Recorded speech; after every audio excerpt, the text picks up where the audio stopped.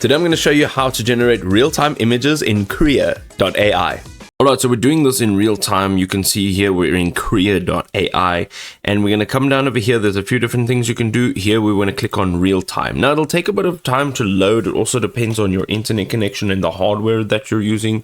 And it should also jump up with like a sample image over here on the left hand side. So this is kind of your canvas, and this is where you will draw.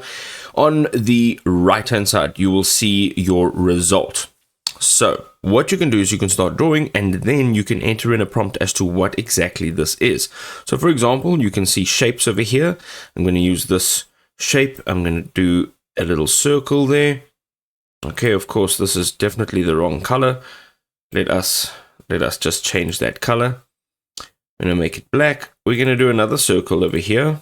Okay, so let's just select that circle, and we're going to put it over here. All right, so yeah, we can also select this select tool, and we can move it about. We can also change the size. Okay, and then we've got the paintbrush. Here we can change our color, so I'm going to make it red. You can also change the brush size, so I'm just going to make it like 24. That's good. And then I'm going to just drag it over from here, and I'm going to draw it across. And now you get to witness my my drawing skills. All right, there we go. And this is going to come over here. All right, let's change the color here. So let's do like a weird gray color. All right, we're going to do a little windshield. Okay, and let's go back to red. That's awesome. And let's just do that. And then over here you can say a red F1 car.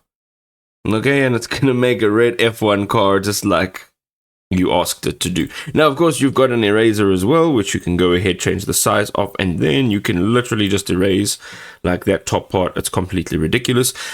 So there is now my F1 card. Now, of course, you can put in as much detail as you want. So you can say with a driver in the seat.